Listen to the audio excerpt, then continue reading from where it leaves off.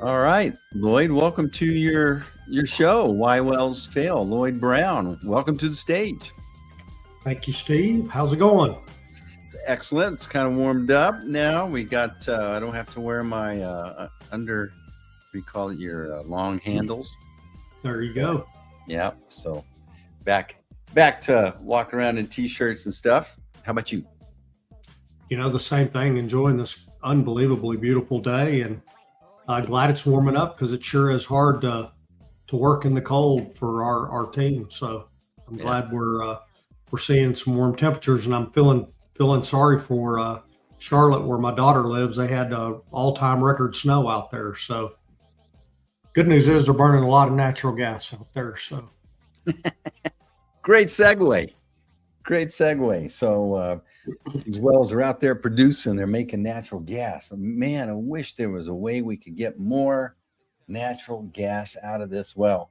Well, you're in the right place, huh? absolutely.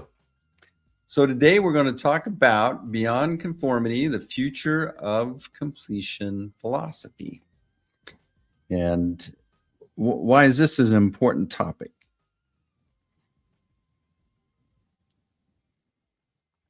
It's a real important topic because there's, the compounding of learning, and we're seeing the rate of learning happening really, really quick. But you have early adopters, and then you have followers, right? And the followers are cautious, and statistics say 80% of us are cautious. But when there's evidence, and it's very strong evidence, there's still belief in something that's been, even though it's been validated, it's just we want to hang on to different beliefs, and there's a real challenge with we've always done it this way. We know what we're going to get. And, that's really the definition of insanity, is doing the same thing over and over again, expecting different results. And I read an article this last week. It's an unbelievable article by a company named Kimmeridge that's talking about the amount of resource that we have left in North America and the declining yields per well. And a lot of it is saying, hey, we've drilled all the good geology. The ability to get this resource out is diminishing. Well, when we look at our technology, we take rock that technically is not as good, and we make it perform as good as the best rock in any of the basins. And so again, because of that, there's a paradigm that you're going to get this out of a well, when we're like, no, you're going to be able to get 140 or 150% of this number if you go through the process and you understand the geology. And so that's why this is such an important conversation that we're having today, Steve. Yeah. So, when you're talking, I'm just thinking about before AI. Well, just before maybe like 3 months ago, I'm using AI and my team uses AI, but the expectations of what we can accomplish with AI now is totally different. And it's like it's an expectation that I didn't have several months ago. And so same thing with you. When folks meet you, they realize, wow, we can have an expectation that we can get way more out of this asset than we could before. We have tools, and I'm going to hold one up. I don't know if people can see that in the camera. That's a calculator. Yeah, it's an HP 12C. And this calculator in the 80s transformed financial calculations in the rate that we could do them. Well, if you take what we did and this HP 12C, by the way, is still one of the single best tools. I've got it in the case because this one's kind of special. But it's a tool that continues to run calculations that are based on knowns. They're based on constants and the mathematical formulas. Well, we have a new calculator. And our calculator helps us understand why wells fail, because it helps us model or calculate 242 different variations of calculations that let us understand what's going to happen to the geology when it goes into the disruption of fracking. But if we want to go and really not understand it, we want to utilize and this to conform to the industry standard testing, which is leading us to an industry of diminishing returns.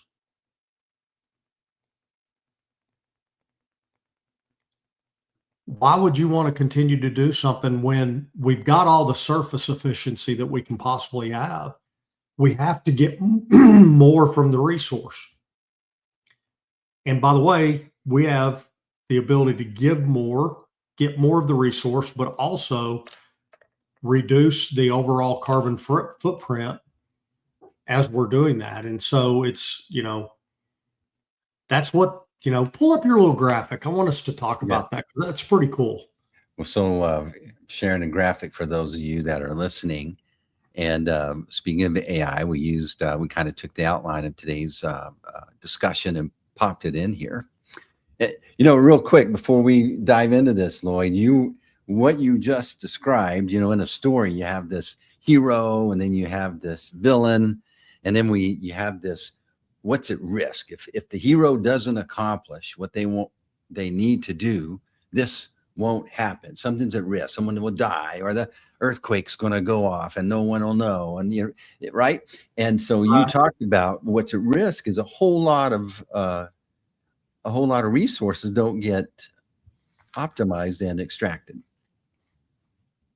Yeah, absolutely. We've, the cost of creating the assets at the surface is a fixed cost, and it's an increasing cost. Tariffs have had an impact on that.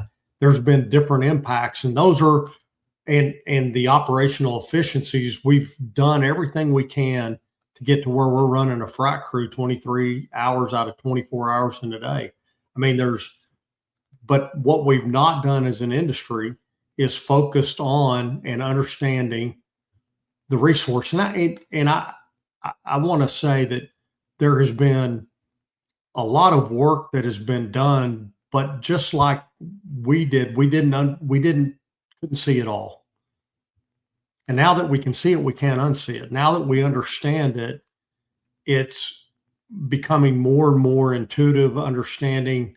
And that's what our job is. And Why Wells Fail is to help that bridge that gap. And, the mindset is we can't get any better, or the tests that we have, the protocols that we have, the processes that we have are good because that's what I've learned. And these people, there's a lot of experts that still have a tough time with what we're doing. And then there's a lot of experts that look at it and go, God, it's so intuitive. How did we miss it? How did we not see this?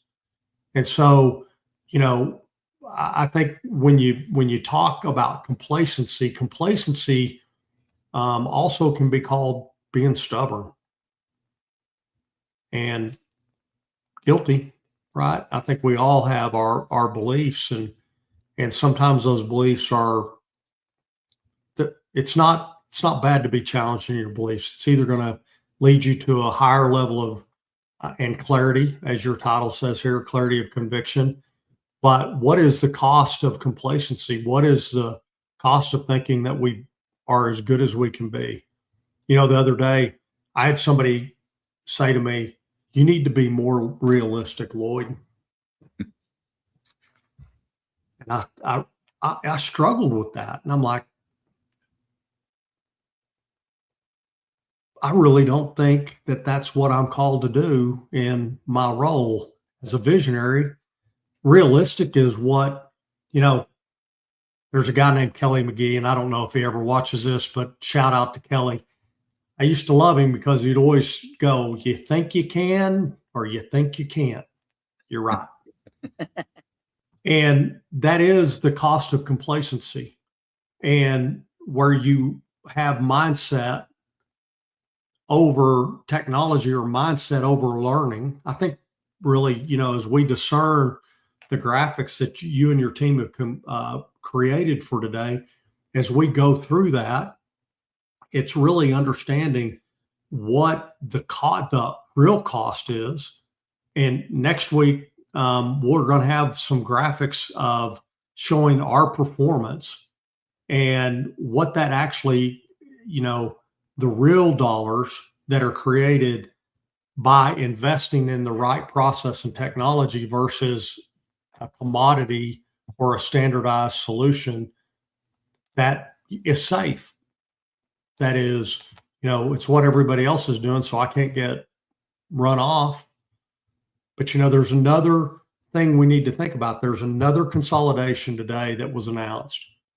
And as the industry moves forward, again, the scale of this business is going to be a game changer as far as getting companies the additional leverage that they're looking for.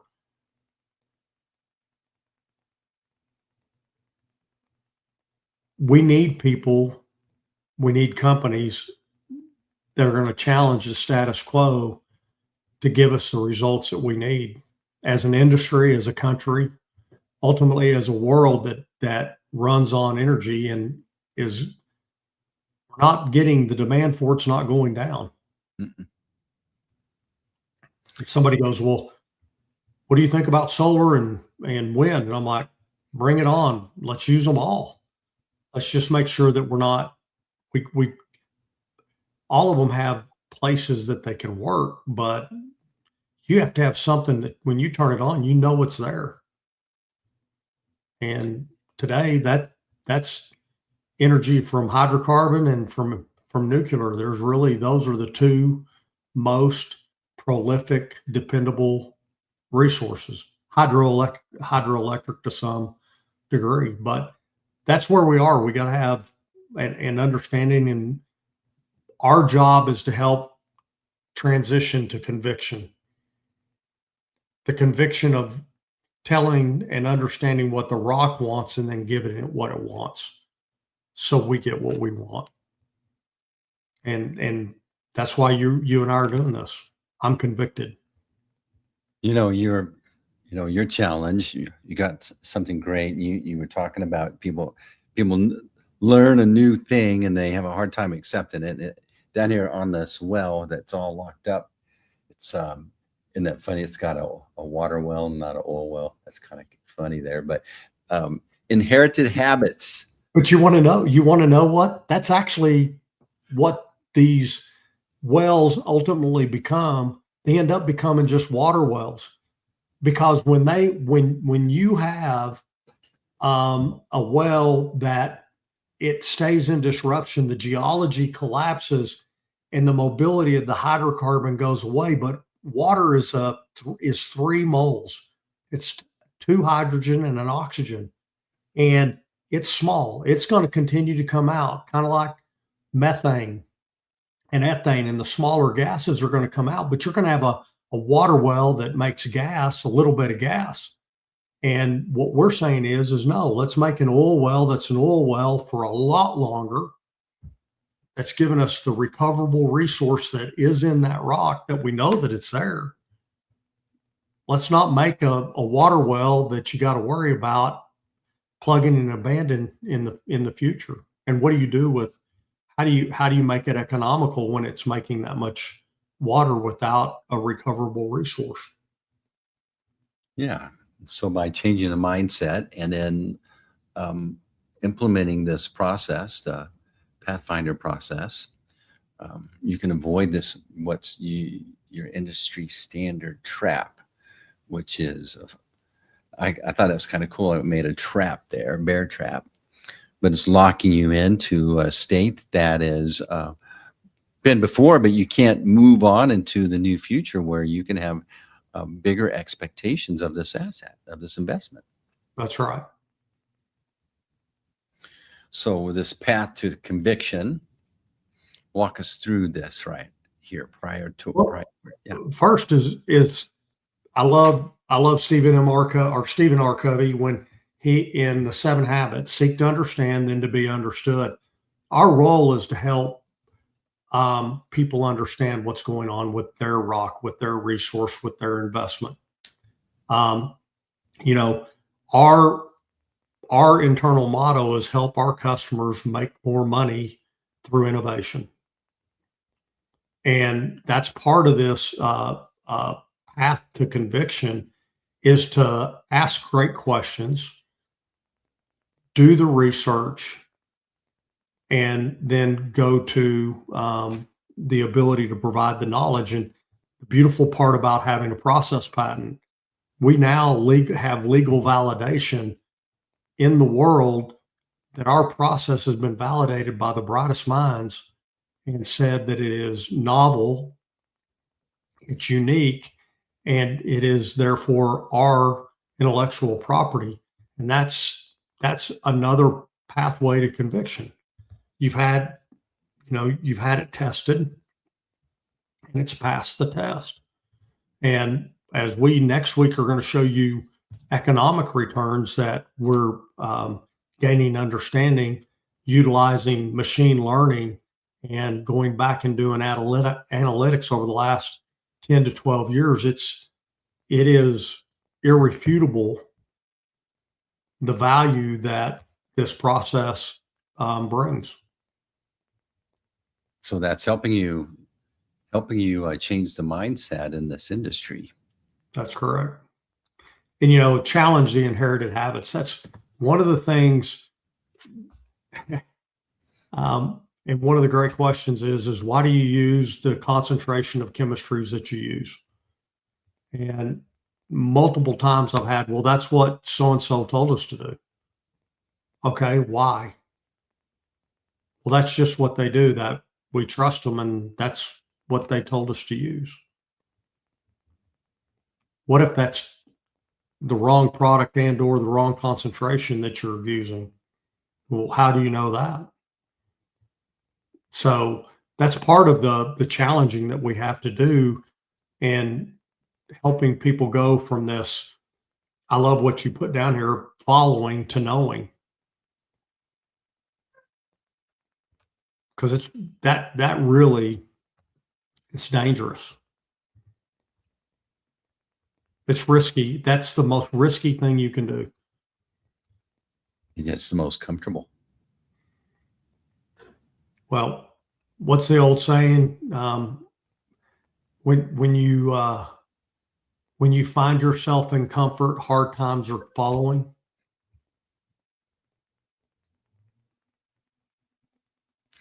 There's a lot of risk though, Lloyd. It's like, in this organization, they got multiple decision makers. It's dark down that hole, right? And then you guys are coming along and saying, trust us, do it different. And there's a lot at risk. There's reputations to be ruined if they choose you and this doesn't work, right? Mm-hmm. So you understand. Yeah, but what's the name of our podcast right here? Why? Why Wells? Our role, Steve, is to help people understand the why they need to make the change. We need to be able to equip them with the knowledge, the understanding that leads to a conviction, that leads to the ability to make changes that will last. We're talking about generational change for our industry. And what's going to happen is if you're in our industry, within the next 10 years, if you want to stay in this industry and you want to be innovative, you're going to have to go overseas where they haven't attacked this resource yet, known as unconventional geology. Say that again. The rest of the world has a lot of unconventional geology. North America is the most developed of the unconventionals in the world. But this same geology is in every oil producing region, South America, Australia, New Zealand, the Middle East, Europe. This exists, but they're not taking our technology yet and applying it at the same scale that we are, but that's coming. So for us to be competitive, because again, they've got really good rock in other parts of the world. For us in our industry to stay strong here in the US, we've got to continue to innovate and develop and squeeze the most out of our resource that we possibly can. Well said. To be competitive, we need to look at this resource and in a different way, because otherwise you got to take a company and go overseas. You know, there's so many songs that I didn't appreciate her till she was gone. Well, that's kind of how we're going to be about this resource if we don't start honoring it by doing the work to get the most out of it. Yeah. When we look at those statistics next week, one of the questions goes into my head is like, how many? I mean, all the wells before this were, in theory, not optimized.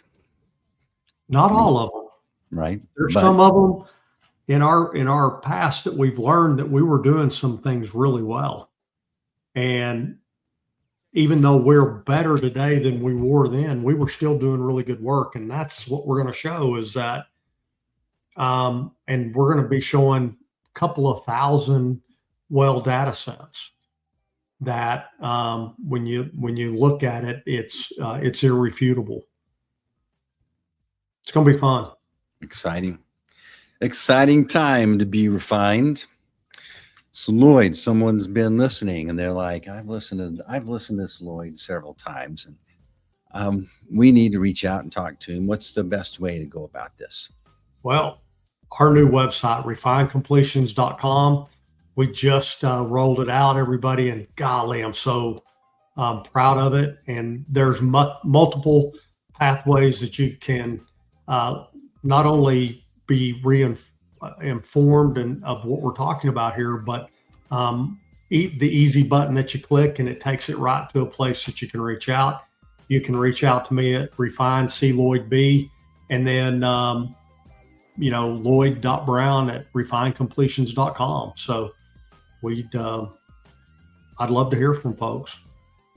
Yeah, keep listening. We're on here every week at the same time, and you're learning a lot of things. A lot of people are we're getting good feedback and exciting things for this industry.